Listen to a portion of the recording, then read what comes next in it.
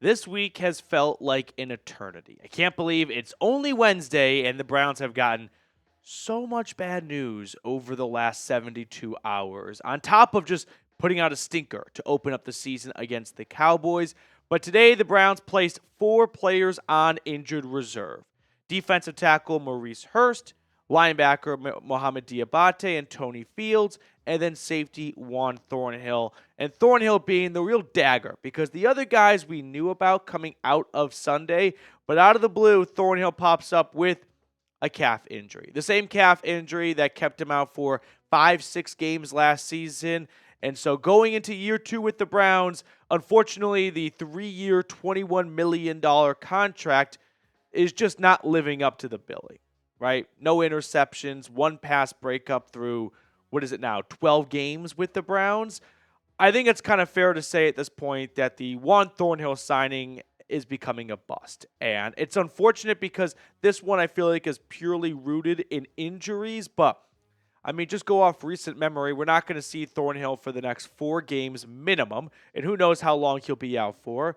And the last memory we're going to have of him until he returns to the field is he's the guy that got beat by Brandon Cooks for the only defensive score given up against the Cowboys. So, Thornhill, I feel like, is just going to be one of those what-ifs for the Browns signings, and ultimately, injuries is going to be the killer for him, which is a real bummer because looking back, when he was with the Chiefs for 4 seasons and helped them win 2 Super Bowls as a starting safety, he missed all of 1 game due to injury in 4 seasons. He comes to the Browns, he plays 11 games in year 1, and right off the bat, after week 1 with the Browns and in year 2, he is out for the next 4 games. So it really sucks to see. I'm really upset Maurice Hurst is out as well, especially with Mike Hall on the commissioner's list. So we're going to see the Browns kind of get a little bit thin in terms of their reserves at defensive tackle, which will put a little bit more stress on Dalvin Tomlinson and Shelby Harris, who were not healthy in the preseason and training camp, which doesn't really create a great situation for them when maybe they need a little bit of help early on as they get their bodies right. But that help is quickly dwindling.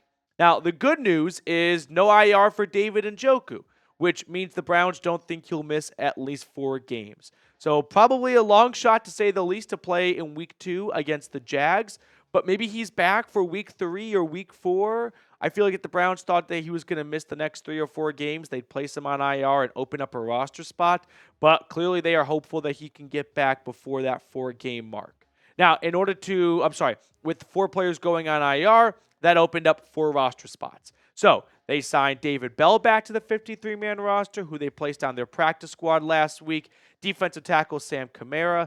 Khaleke Hudson came over from the Saints practice squad. And then cornerback Mike Ford, who is an awesome special teamer. He gets elevated to the 53-man roster. The Browns yesterday, by the way, quietly moved on from Pro Bowl special teamer Justin Hardy. He was on their practice squad. They released him. So a bit of a bummer with him having such a expertise and a master's degree in special teams that they could not really figure out his services on that side of the football. And then finally, they signed 3 players to their practice squad.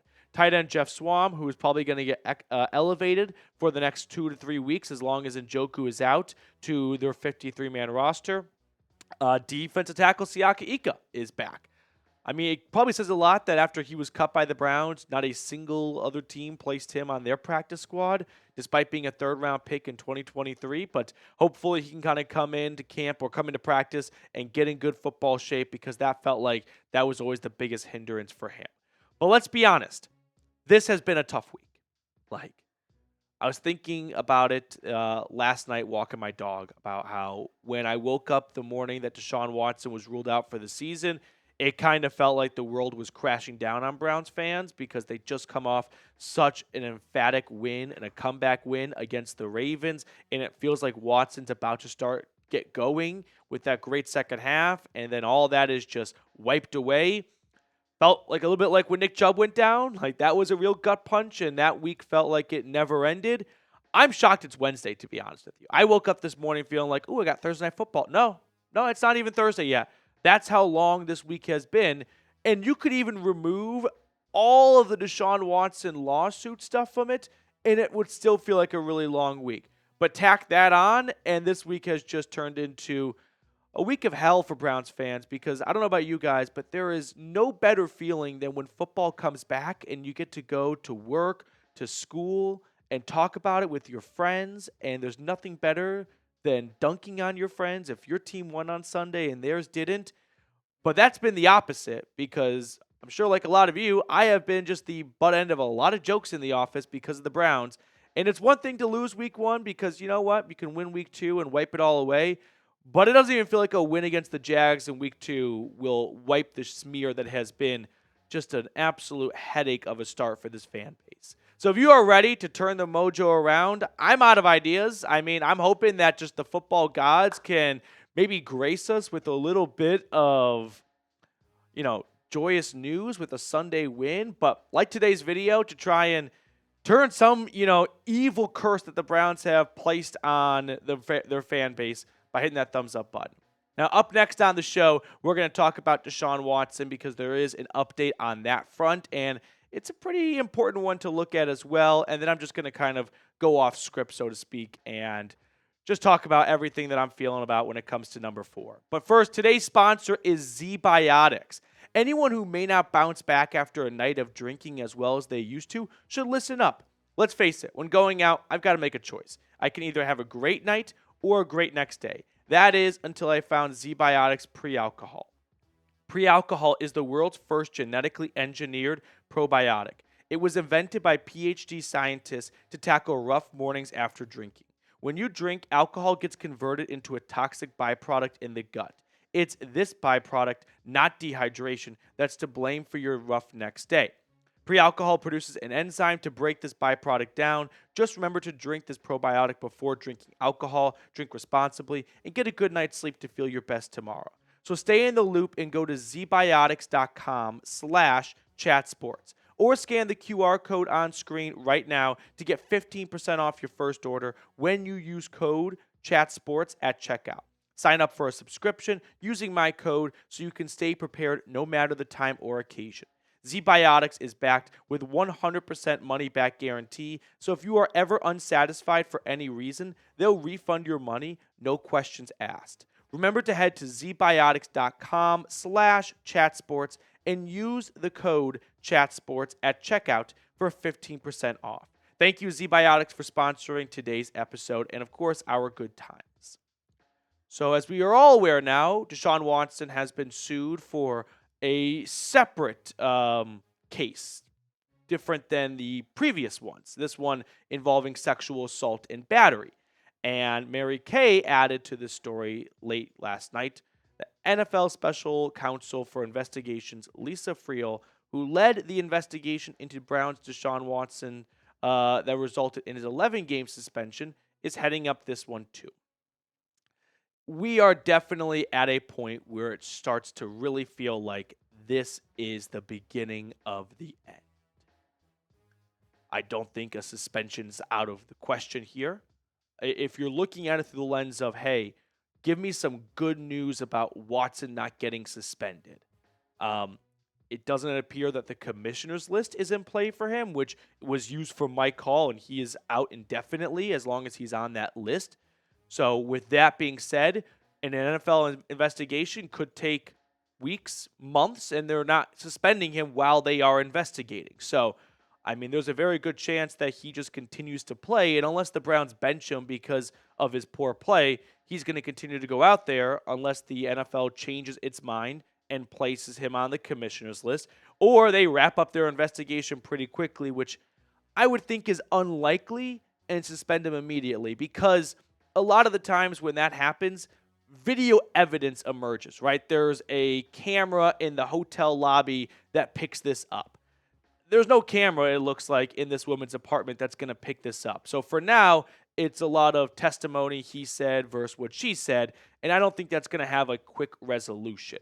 But this does feel like the beginning of the end for Watson and the Browns and maybe his football career in general. But when the contract details for Deshaun Watson came out regarding the exact language that could invoke the Browns to get out of his contract, wheels started turning in my head that made me think, who released that? why would Watson want that out? Surely he wouldn't want everyone to know what needs to happen for the Browns to move on from him. I could see the Browns trying to maybe win some, I wouldn't say brownie points because that ship has sailed, but just try to win some of the trust back from their fan base by releasing the contract to show them, hey, we are headed towards a divorce. Now, there's a chance that Kevin Stefanski, Andrew Berry, and Jimmy Haslam and Paul DePodesta, which, by the way, I think one of the underrated, funnier things, not that there's a whole lot of funny things that have happened over the last few days, is all the memes that came from Moneyball. That's like Jonah Hill's character being like, Billy, this guy, and list off his stat, but his deficiency is this. Like that character that Jonah Hill plays, Paul DePodesta, who, of course, is with the Browns, and was a big reason why the Browns got Deshaun Watson. But regardless, it just feels like the Browns kind of realize we're not getting the Houston Texans quarterback that we thought we were.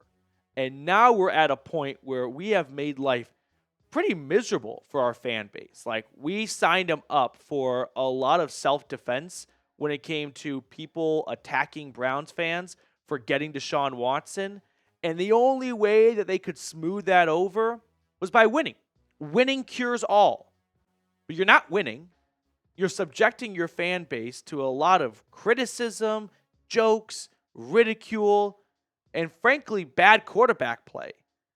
So what are you getting out of this relationship? I mean, unless Watson just starts to really turn around his play, which, unpopular opinion, I don't think Sunday's performance was as truly as bad as national media members or people that didn't watch the game made it out to be.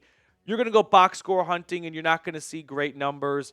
I mean, in the second half, the game was a blowout, so a lot of the incompletions were the Browns just trying to push the ball down the field.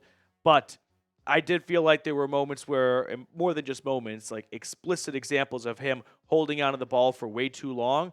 But there were definitely examples of the offensive line just kind of being a little bit of a turnstile, like that touchdown, well, almost touchdown pass to Amari Cooper, where Watson gets a man on him the moment the ball gets into his hand. So there's some blame to go around, but I still don't think Watson is completely, utterly broken as a quarterback, and that might be the most backwards thing you hear all day, because you do see more than just like glimpses of the incredible arm talent and the accuracy. Like, it's not like Watson has never had a single good pass while he's been a Cleveland Browns quarterback. It just feels like it's always one step forward, two steps back, right? He starts to get going, like the Titans game, the Bengals game, and then he gets injured. He comes back for that. So 2 steps back, he comes back from that injury. Solid game against the Cardinals. Great game in the second half against the Ravens. And then he steps back. And then here we are, and, well, we don't even get 1 step forward. We just get 3 steps back, right? A rough outing against the Cowboys, which first came back from injury. Like, look around the NFL, by the way, week 1. That was a disastrous performance for pretty much all quarterbacks. I mean, it was an NFL low for amount of touchdown passes thrown in week 1 over the last 6-7 years. So Watson's not the only quarterback that struggled, and the Browns are the only franchise that have bad quarterback play. There were 11 quarterbacks who threw for fewer yards than Deshaun Watson did in week 1. So, by and large, a lot of teams struggled in week 1 out of the gate.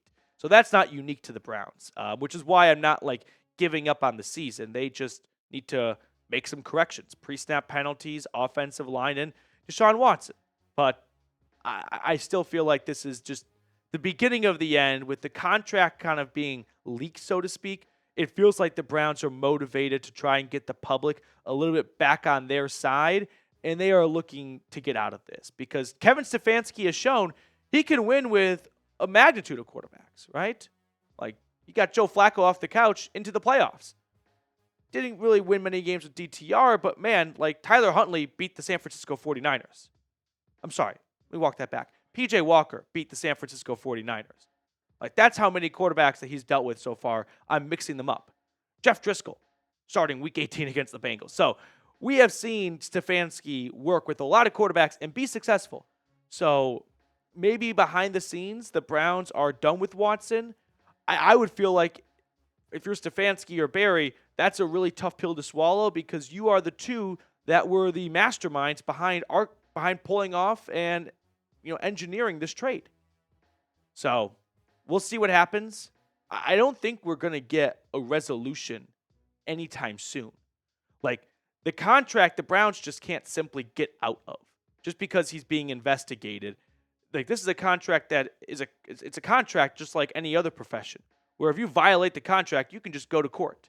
And that's what Watson will do. Like, if the Browns try to get out of it, Watson's just going to sue them. I don't think the Browns want to deal with that. So until they have an ironclad way to get out of it, my guess is they're going to continue to put him out there.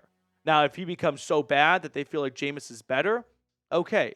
But until that day comes, he's this team's starting quarterback. And I don't think the NFL is going to wrap up this investigation anytime soon. So what do you guys think? Are you ready to move on altogether?